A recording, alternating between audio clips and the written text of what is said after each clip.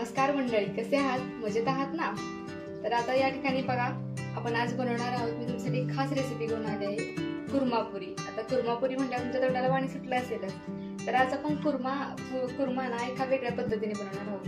बाजारात सगळ्या भाज्यांचा मसाला मिळतच असेल, पण आज आपण कुर्माची भाजी ना विदाउट कुर्मा मसाला बनवणार आहोत.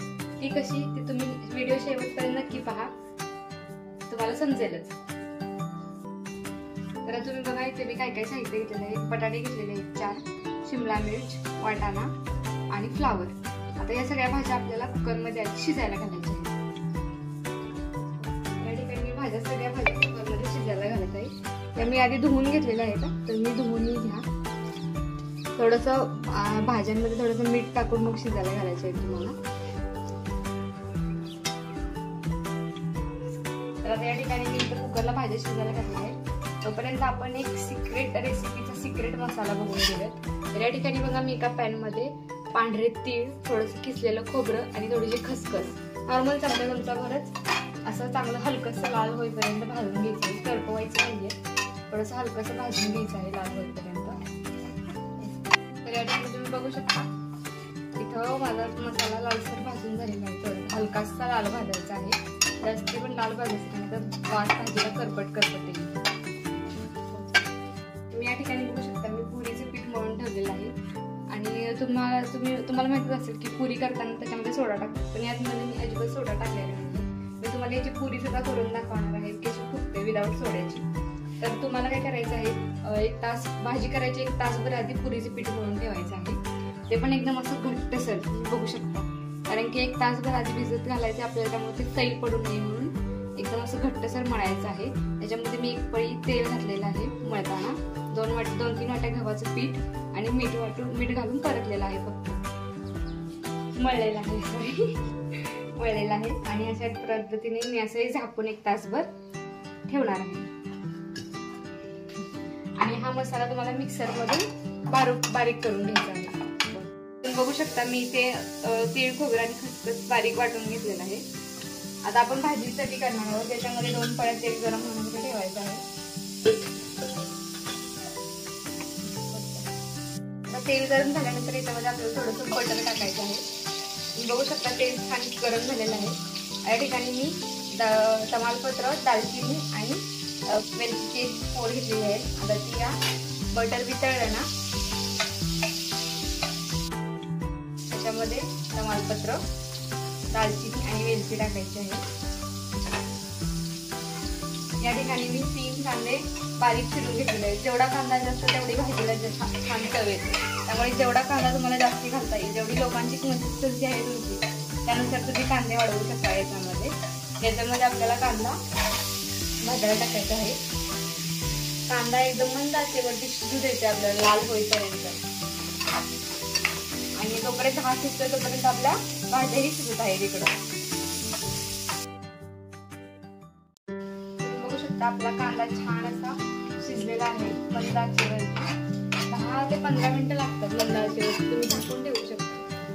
तर आता यामध्ये मी इथे आलं लसूण पेस्ट केलेली आहे. मी घरातच केलेली आहे. आपण थोडीशी खलबत्त्याची इथून मी घरातच केलेली, तुम्हाला म्हणजे टेस्ट छान येईल. किंवा तुम्ही विकतची घालू शकता, काही प्रॉब्लेम नाही. आलं लसूण पेस्ट थोडीशी यामध्ये परतवून घ्यायची आहे. खमंग वास सगळ्या घरात सुटलाच असेल ना. आता सगळे विचारत असतील, आज स्वयंपाकघरात काय नवीन बेत चालू आहे. तर आता यामध्ये तुमच्या घरचा जो मसाला आहे, तुमच्या तिखट म्हणजे अंदाजानुसार यामध्ये टाकायचा आहे. थोडंसं लाल तिखट टाकायचं आहे, जेणेकरून छान असं वरती टेक्स्चर येईल लाल तिखट.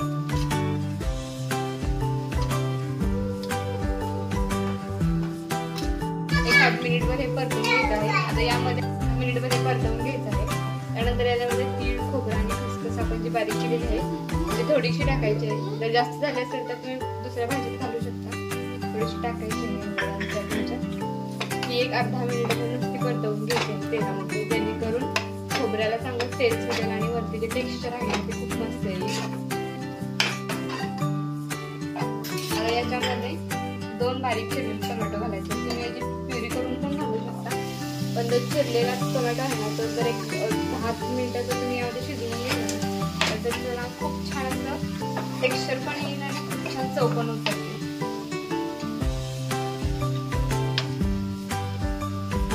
तर याच्यामध्ये एकदम थोडंसं मीठ घालायचं आहे, जेणेकरून टोमॅटोला पाणी सुटून टोमॅटो चांगला शिजेल. थोडंसं मिक्स करून घ्यायचं आहे.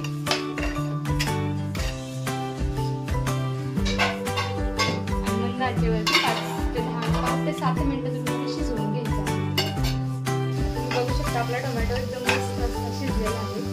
आता तसं थोडंसं करून बघायचं बघा, मस्त असा हलका फुलका शिजलेला आहे. तर इकडे बघा माझ्या भाज्या सुद्धा शिजून रेडी आहेत. त्या व्यवस्थित अशा स्मॅशरने स्मॅश करून घ्यायच्या आहेत सगळ्या.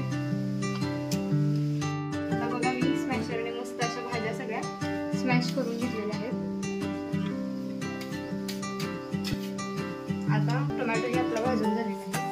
आता हे सगळं मिश्रण याच्यामध्ये मिक्स करायचं आहे हळूहळू.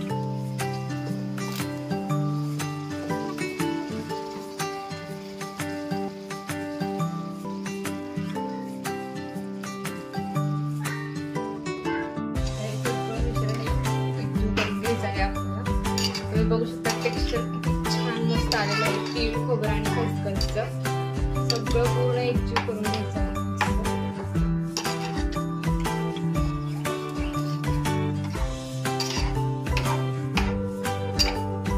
बघा काय मस्त आणि चविष्ट भाजी दिसते. बघता क्षणी माणसाला खावीशी वाटणारी भाजी, तेही विदाउट एनी मसाला. तुमच्या घरात काही न मसाल्याचा प्रॉब्लेम असतो, काही जे वयस्कर माणसं असतात त्यांना जास्त मसाला चालत नाही, तर तुम्ही त्यांची भाजी नक्कीच खाऊ घालू शकता.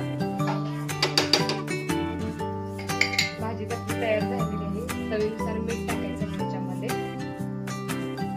आणि कमीत कमी फक्त 5 मिनिटं तुम्हाला ही भाजी शिजवायची आहे.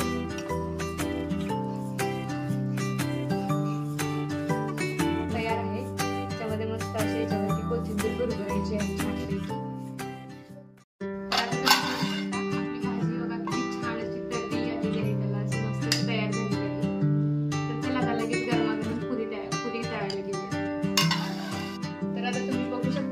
मी बिना सोड्याच्या तुम्हाला पुरी करून दाखवणार आहे. ही अतिशय टमटमीत फुलणारी.